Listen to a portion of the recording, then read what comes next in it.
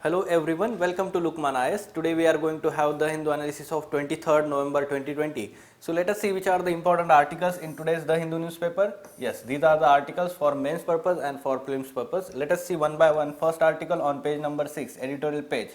A very good article written with the context of what are the challenges in choosing a particular vaccine suitable for India by the government, and what should be the vaccination policy of the government, what should be the priority stakeholders, or we can say that the vaccine candidates that should be adopted by the government, whether India should adopt any one particular vaccine, or what kind of, let's say, vaccination policy and its principles that should be adopted by the government. So this is what the article is discussing. At the same time, it is giving a roadmap for implementation of that policy also. Okay, so holistic approach in the article. So we can discuss that from this perspective. We can expect question on vaccine and vaccination policy in mains examination this year itself. So even we can expect a particular essay topic on COVID-19 and vaccine, or linking that COVID-19 related to science and technology. So yes, so that's why it becomes important. For example, here a very good characteristics of ideal vaccine are given in first part of the article, like immunity that is of high degree. So a vaccine which provides immunity that is of high degree, 90% plus protective, especially against severe illness, broad scale against different variants of let's say virus, and durable at least 5 years if not lifelong. Okay, so it provides some durable we can say guard against that virus, a vaccine that is safe, little or no side effects, and definitely no serious adverse effect, a vaccine that is cheap similar to current childhood vaccines, a vaccine that is programmatically suitable, single dose can be kept at room temperature. ठीक है, तो ऐसी चीज़ें होनी चाहिए. Along with the vaccine that is available in multi dose vials, has long shelf life and amenable to rapid production. So these are important characteristics of any ideal vaccine, especially coronavirus or COVID-19 vaccine. So in initial part it is giving the characteristics. Along with that, about the safety of vaccines, there are always possibility of rare, 1 in million or delayed months or years serious adverse event which will come to light only after mass vaccination, and therefore it requires good post licensure surveillance system to be in place. That means it is saying that we do not know what will be the long term impact of that vaccine. So there should be a surveillance, and the feedback mechanism should be continuous, and accordingly the new variants of vaccine should be developed from time to time. Okay, so this should be put in place. Present scenario of vaccine development, recent times we have discussed about Pfizer's 2-dose shots that are to be stored at minus 70 degrees Celsius, which is not viable for, we can say, India and India's infrastructure of cold storage. Moderna's vaccine is more thermostable and has requirements similar to what we used for oral polio vaccines, and the present infrastructure for vaccine delivery is suitable for this Moderna vaccine. Along with that, AstraZeneca, the kind of vaccine it is developing along with or in collaboration with, we can say, Oxford University, so is also in the front runner, makes use of simplified storage settings as do many other candidates. As a result of phase 3 trials of other vaccines are out, we will be faced with a dilemma of choice. So among these vaccines, which vaccines to be chosen by the government? So this will be the dilemma, and the way forward here should be that the government should not choose any one particular vaccine, rather it should opt for various we can say supply of vaccines from different sources. The ranking by the risk category, first value would be not put all your eggs in one basket. That means the government should plan for vaccine supply from different sources, right? Along with that, there are other, let's say, principles, priority areas. Like second rule would be to prioritize the vaccine delivery. तो किसको किसको priority देनी है, कौन से जो population के sections है उनको प्रायोरिटी देनी है. Like for example World Health Organization has issued guidelines for prioritisation for vaccine recipients. For this, we need to rank population subgroups by risk category, risk of infection or adverse outcome or economic impact, or by programmatic ease of vaccination based on their captivity, like healthcare workers, organized sector, workplace, schools, and access to existing channels of vaccination. For example, through our national vaccination program, जो इंद्रधनुष programme है, through that at present we are giving that vaccination to children and pregnant women. So this is the existing channels of vaccination that can be used here. The third rule is use multiple channels to immunize the population. So multiple channels are very important here. Only one channel will not work. So other important concerns or considerations would be equity and cost. So following equity and the cost efficient, cost effective vaccine delivery is very much important here. Along with that, special case of military and paramilitary staff would be taken up for priority basis for, we can say, security consideration, national security consideration. So what should be the model that can be used here? The tried and tested model of social mobilization. For example, the tried and tested, why we are saying that tried and tested? Because this has been already used during the pulse polio campaigns and Aadhaar card enrollment and elections. So what kind of social mobilization models that we have used here? The problems will arise as we move towards vaccinating general population, even high risk groups like elderly and those with comorbidities in the general population, right? And the greatest challenges would be to immunize poorest of the poor and most vulnerable living in slums or those migrant refugees and people with disabilities because of access issues. Now there must be an outreach or camp approach that has been followed during pulse polio campaign, Aadhaar card enrollment and elections. So that camp approach will be very much useful here for such kind of approach and providing access to those vulnerable groups like those living in slums or migrant populations, refugees, people with disabilities or Divyang people. So these will be tried and tested good models. Therefore community mobilization will be significant. Dealing with pay and get. So here what the article is discussing in the last part is that the government should not restrict the access through market mechanism. Okay, so market mechanism should be there, like those people who are willing to pay more for the vaccine, they should be allowed to do that. Along with that, the government should focus its energy, its resources to ensure that vaccine delivery to the vulnerable population. Okay, so those who are not able to pay, those who do not have access to the vaccine, that should be the focus of the government, rather than those who are rich people or willing to pay more to have access to vaccine, they should be allowed to do that. Okay, government should not restrict that. This is what in the end it is talking about. So this is how you should take input for these kind of questions we have framed here on the basis of this article. Enumerate the characteristics of ideal vaccine for COVID-19 disease. Discuss the challenges in developing such ideal vaccine. Right, so we have discussed that challenges earlier also, like the developing a particular vaccine which has higher shelf life, or we can say that which can be stored at room temperature or just above 0 degrees Celsius, right. So these are the challenges in developing that ideal vaccine. Along with that, we can say that the second question here, discuss the factors that should be considered in designing a feasible vaccination policy for COVID-19 in India and suggest a suitable strategy to implement such vaccination policy. Right. So just now we talked about it, that the kind of factors that the government should consider in designing vaccination policy, like prioritizing the risk groups and all these things.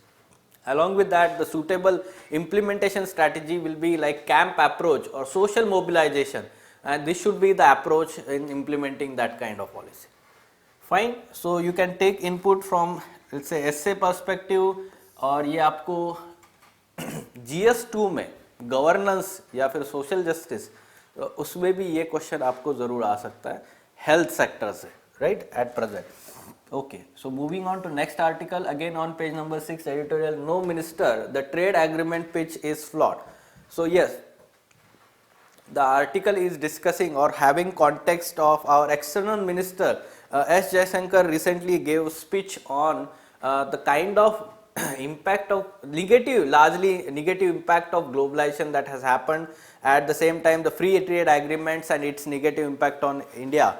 So he pitched for, let's say, more strengthening more on local supply chain or domestic supply chains rather than export oriented growth, because he was of the view that we did not, or we can say we did not significantly benefited from that globalization. However, the article is critically analyzing or examining all these let's say issues raised in that speech. Okay, so that's why we have to understand the other side also, that and on which points that our minister was incorrect. तो वो चीज आप यहाँ पे देख सकते हैं. For example, export led growth, some important facts are mentioned in the article that should be used while supporting your arguments. Minister gets it right when he says that trade has delivered high economic growth for the country, right? So he talked about that, the positive relation of trade. India's record export led growth cannot be dismissed. Between 1995 to 2018, India's overall export growth averaged 13.4% in dollar annually. This is the third best performance in the world, not far behind the China's growth, just over 15. So this is good performance, export led growth. It is true that despite the evident success, India is not a big exporter on the global scale, because its share in global manufacturing export is only 1.7%, marginally less than the Vietnam 1.75%. So from that we can understand that our export contribution and world trade is not that much.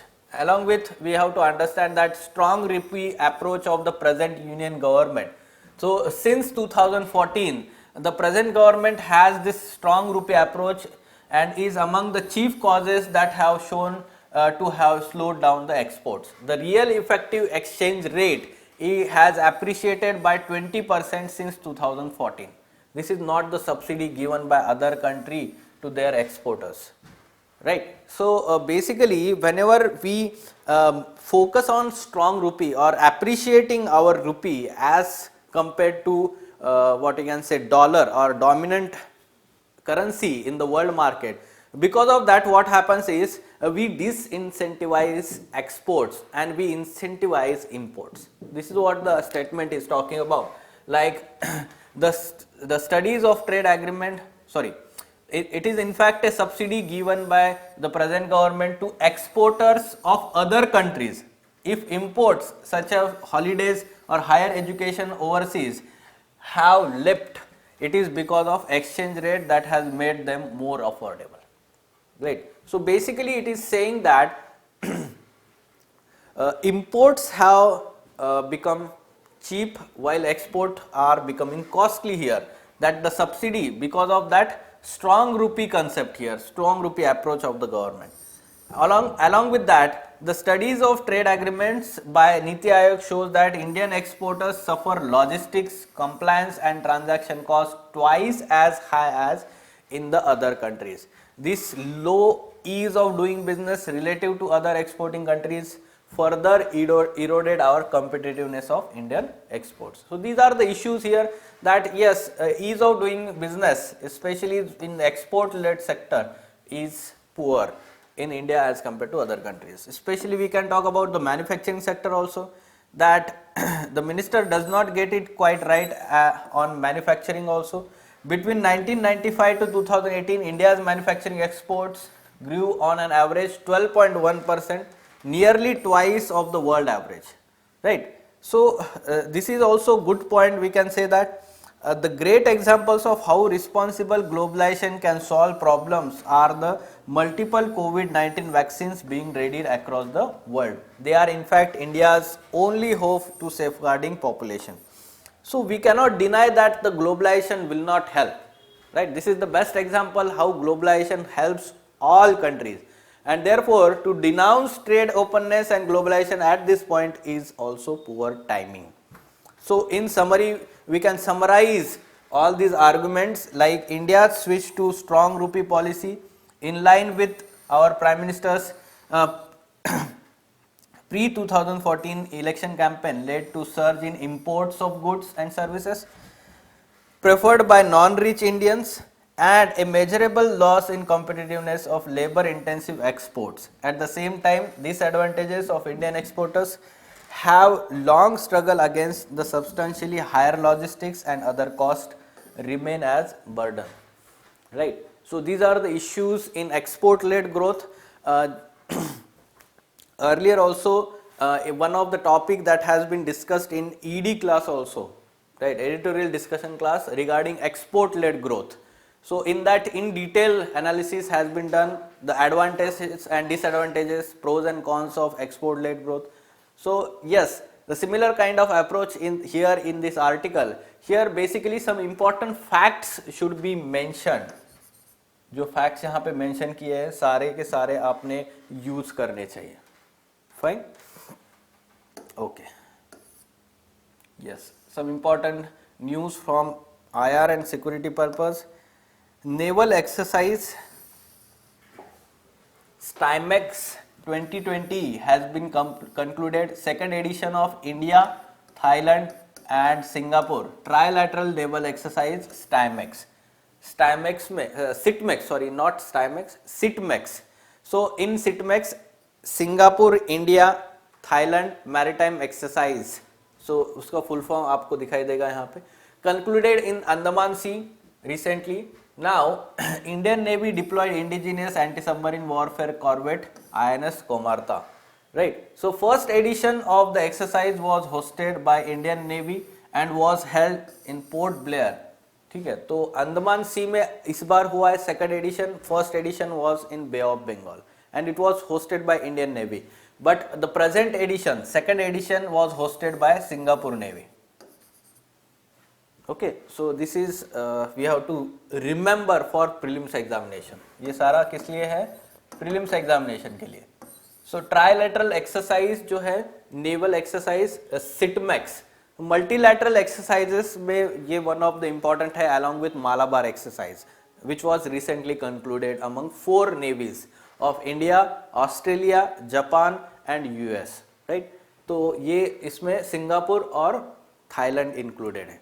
Other information in this article is that 27th edition of India Singapore bilateral maritime exercise SIMBEX 20 is going to be held in the same area from November 23 to 25.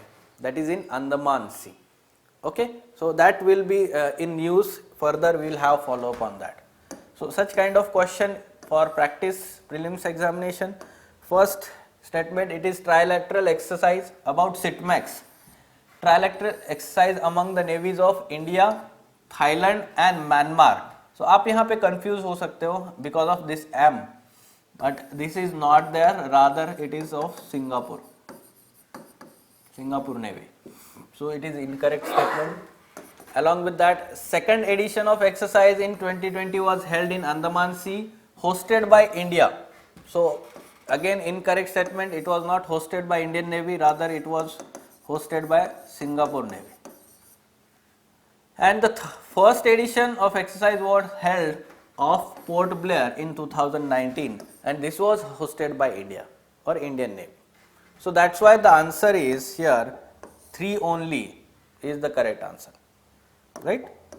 Moving on, PM for integrated fight against climate change. So one of the event on the sidelines of G20 summit which was recently held, online summit.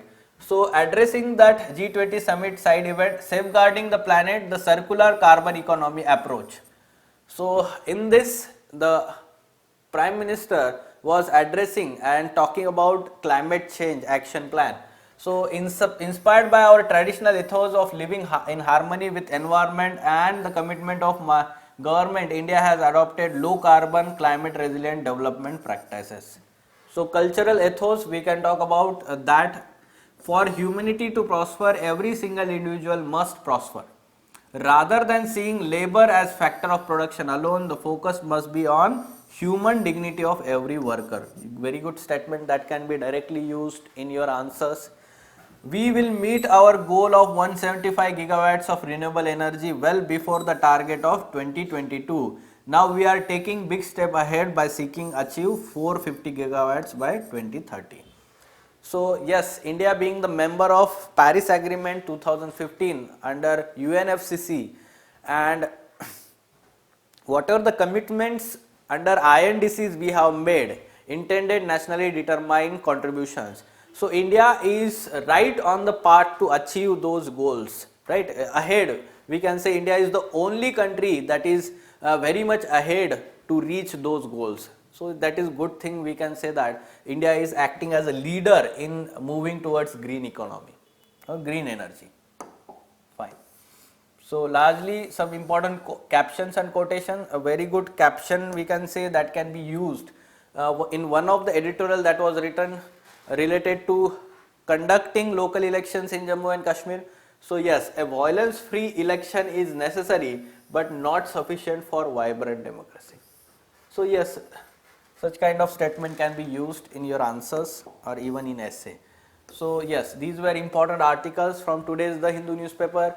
For further information on editorial discussion classes or ED classes, wherein in-depth analysis of all men's related articles is done by Ansari sir and team, you can contact Lukman IAS to enroll for that course. Thank you.